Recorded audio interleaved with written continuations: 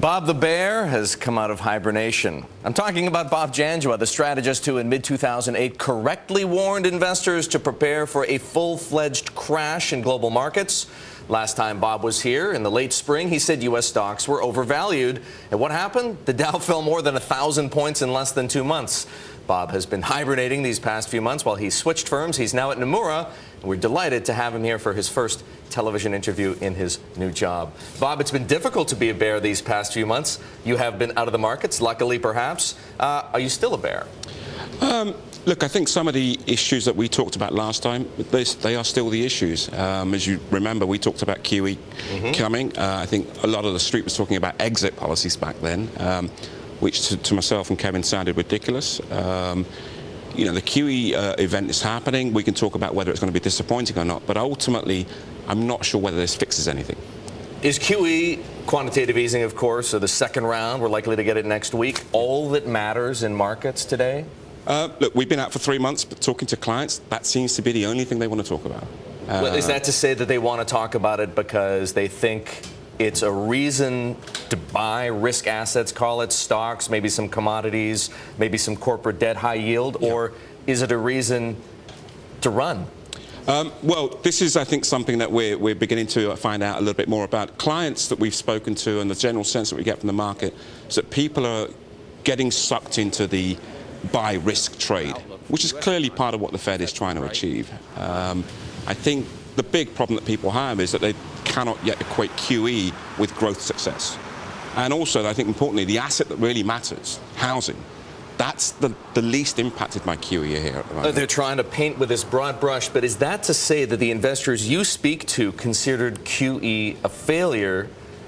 I can almost guarantee if you went to ask Ben Bernanke what he wants to come out of QE, it's not higher stock prices. Well, I'm not sure, right? You know, I think we've had a debate with a number of clients about whether the Fed is targeting an S&P level. You know, that's up for discussion, right? So if they aren't going to admit it, though. For sure. Right? I think clearly, what we think they're trying to do is take away the tail risk of deflation. What we think they're actually achieving is increasing or flattening the tail risks in the market generally. And what we have here, we think, is a situation where investors are being forced into piling into risk assets.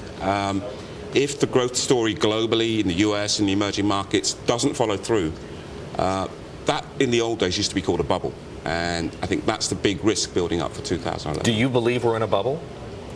Look, I think if the trends of the last 2 months post-Jackson Hole continue, which I think they will over the next 2 or 3 months beyond any sort of short-term trading disappointment, I think we're going to get to valuations in currencies, in equities, commodities, which I think are very vulnerable to reversal. So not quite a bubble yet, but perhaps building in the not-too-distant future.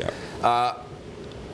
You've made a number of great calls, I have to say, and that many of them have been very timely. Back in the spring, you said the S&P 500 could hit 1220. Yep.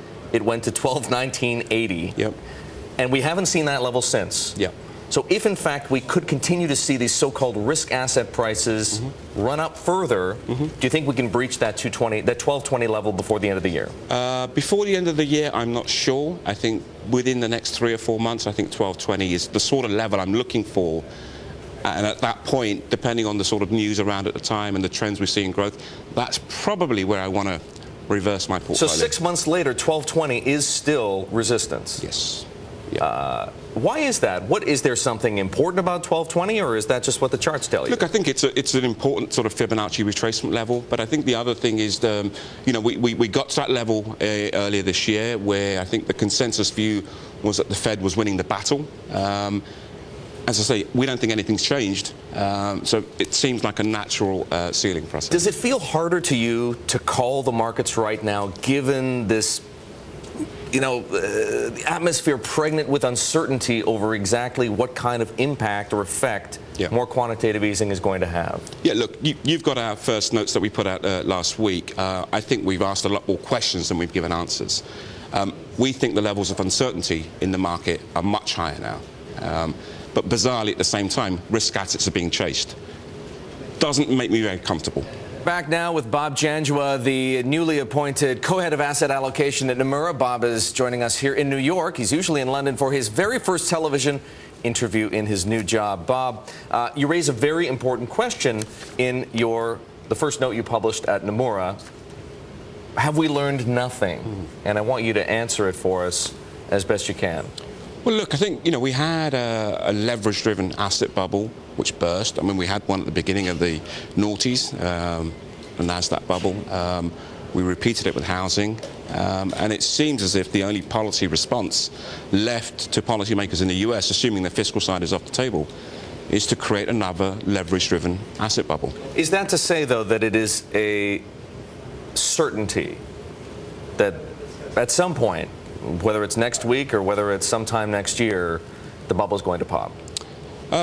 It's not absolutely certain. I think there is the possibility that we get the sort of benign outcome where we get a pickup in animal spirits, particularly amongst the corporate sector in the US, and where we're wrong in the global growth decoupling story. So Kevin and I believe the world is decoupling, but is nowhere near decoupled.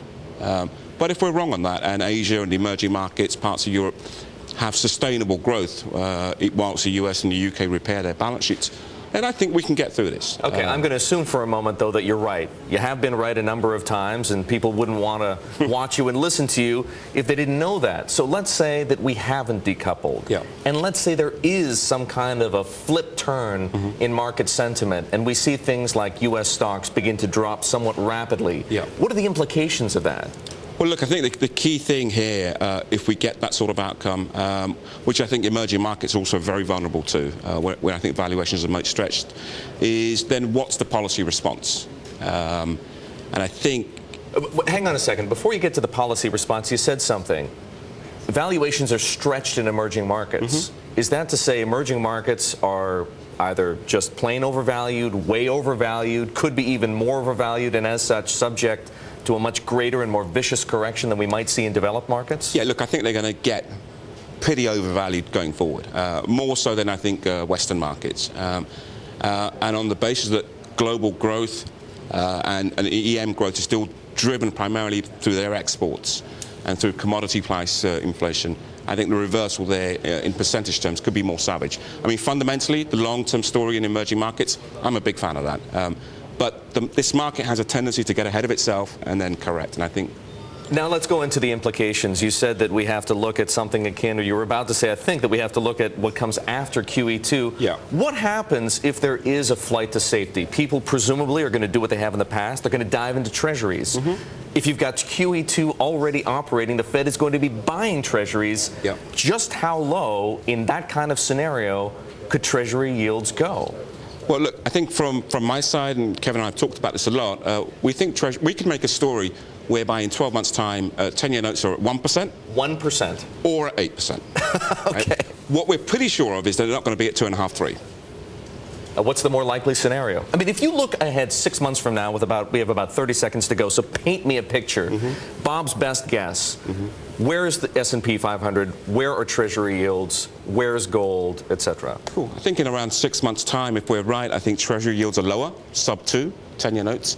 I think the S&P could be sub 1,000. Gold, look, I think we may see the highs for gold in the next 3 months in this little cycle, 1,500 maybe. But beyond that, I think, and absent the policy response, gold, I think, could fall. Bob, it's great to have you here. Please come back soon. Thank you, Erik. They call him Bob the Bear, but for the time being, he sees the possibility for a further rally in asset prices, and then, as you heard it, some pain early next year.